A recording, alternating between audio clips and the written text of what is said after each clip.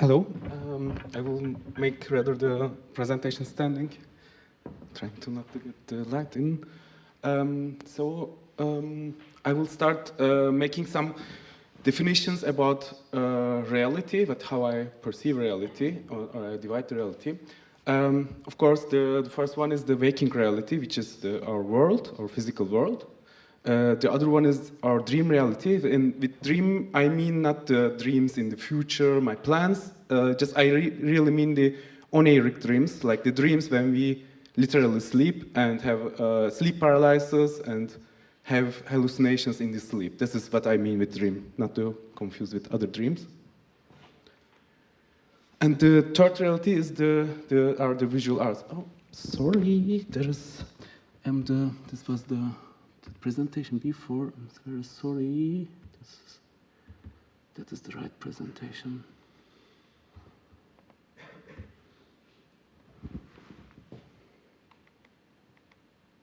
Okay. Yeah, the dream reality, and the third one is the virtual reality. So these are the three realities which I define and construct my theories upon and my work. And so if we will put them into the worlds, then the waking reality will be the physical world, and virtual reality and dream reality will be the artificial world and the dream world. So these are world creations. And also, we can conceive them as world simulations. There is a very recent theory of the Finnish philosopher Antti Revonso and his team that the dreams are evolved in the evolution process as a simulation, which help the mammals to survive threats, and also that we use the dream as now at the moment as to simulate our social problems, which sounds very controversial to Freud, but sounds very logical to me. So these are world simulations.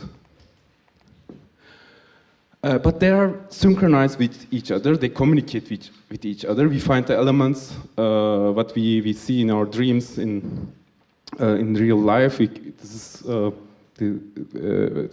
C.G. Jung's famous theory of synchronicity, that there are meaning coincidences happening in life, that I dream something that happened to you. I'm sure also that you dream something, and at the same time you have met some really relevant things.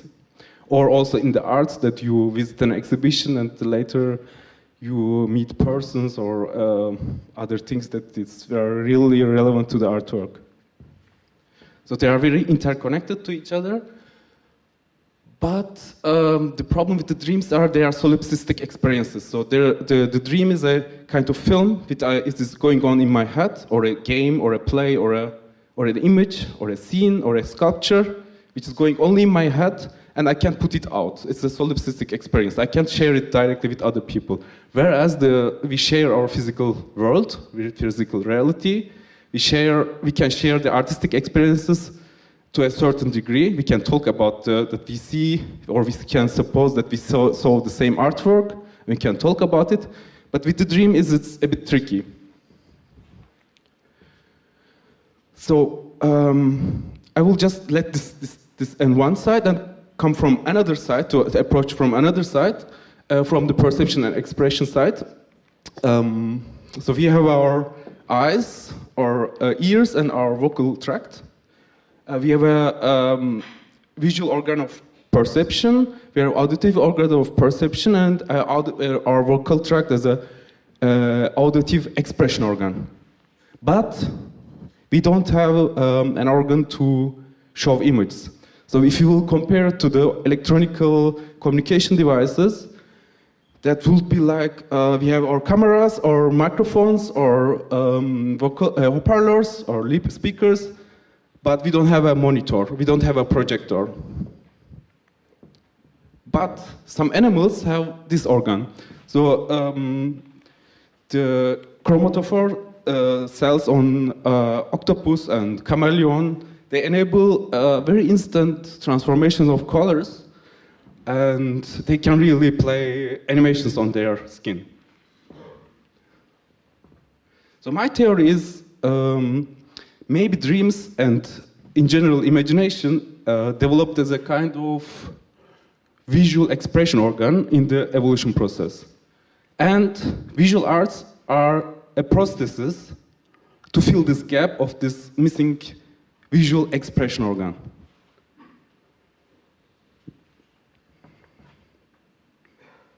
Okay, so what I do as an artist is I try to reproduce the dream images, which are the images in my head, in virtual reality or visual arts, to show them to other people. So if I'm successful or not, that we will see later. I have a small formula how the success of this process goes. So I do reproductions. So this famous painting of Caravaggio, we can't see it, all, but we have reproductions of it that we can see in other places. What I mean with reproduction is that I try to make images like copying the world as a mimic. A copy, if I have an object in the real world, I can try to paint it and make a reproduction of it to show to other people, like an elephant. I could also take a picture of it. That would be the easiest way. The technology helps me.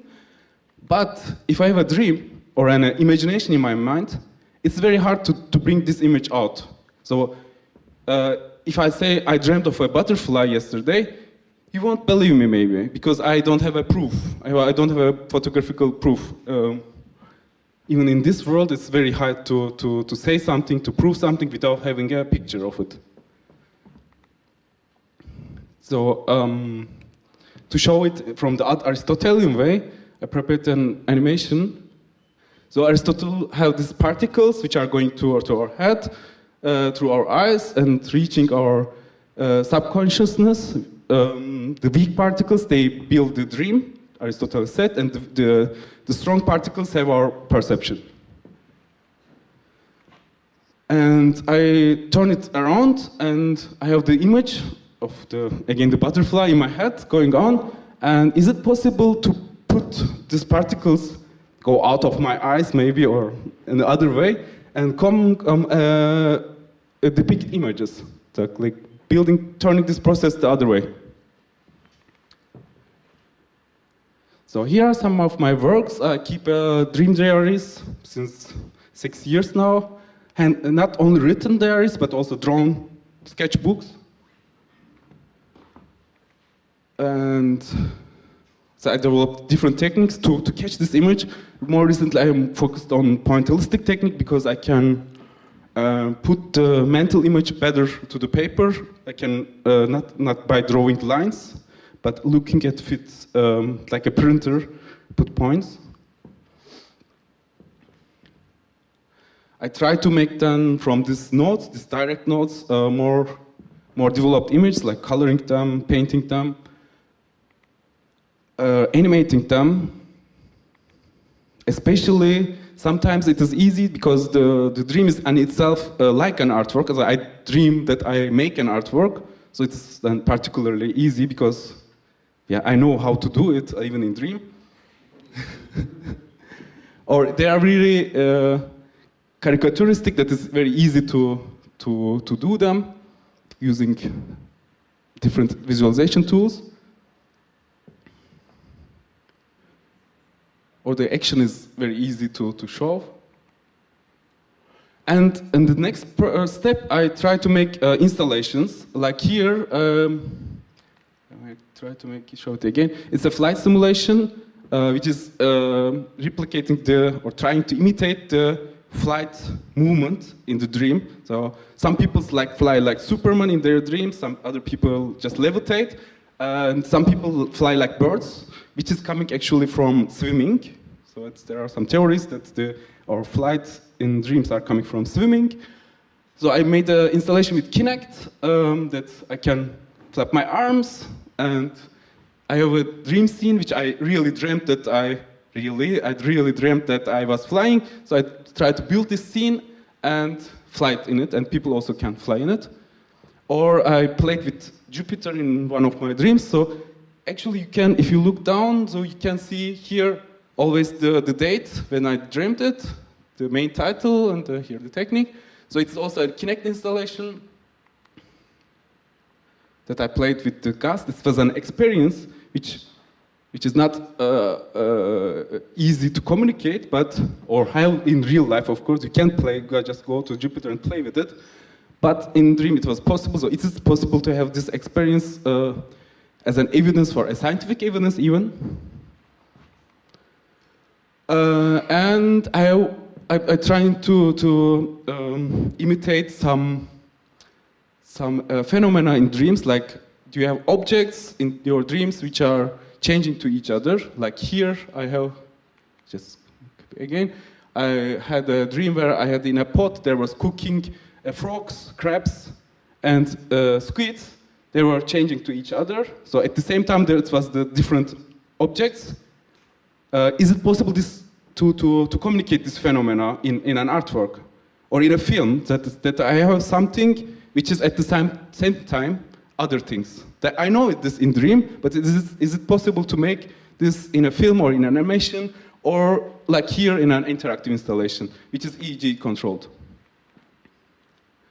So, more recently I do performances which I put people in virtual reality, showing them the reproductions of my dreams and tell them the situation. I found out it is much more, of course, stronger because I am the author of the dream and I can communicate it better. And at the same time, I have my helping devices, like the book or like the virtual reality installation. So, and I have some little conclusions. How much is it possible to reproduce a dream? So if I painted this elephant, I painted it from a photography of an elephant. So I had enough time, and I dreamed this. Enough time. Okay. So I dreamed this, and I made this 3D visualization of it, and I can say that this is one of the most successful images. Like if I would be able to make a picture of this dream scene and show it to you, that will be really 90% like this. So, and then I put this little formula to it that if I reproduce a scene from the physical world, it is about my perception ability, how sharp are my eyes, my artistic ability, how trained I am to paint, my technical possibilities, if I have an airbrush, for example, and time. So if I need more time to do this. And it is divided by, the more complex the scene is, the harder it is to reproduce it. And the opposite, if I reproduce a dream scene, it's of course the most important is that I remember this dream, that it exists at all. But again, my artistic and technical possibilities and the complexity of the dream, like the complexity of the physical scene. But there are two other things. The first one is the ambiguity of the dream. Like I said, these objects which are changing, which should I paint, or should I paint them together, do something symbolical to showing that they are one object. And most important, the time is on the other side. So the more time I spent with doing this, the far I get from the memory of the dream. And actually the problem is, during I do this reproduction process, the image of the artwork replaces the memory of the dream. So that's the main problem. So, and I sacrificed some of my very good dreams to reproduce them. Now I have only the memory of the artworks which I did. That's very cynical thing, yes. So, okay, thank you.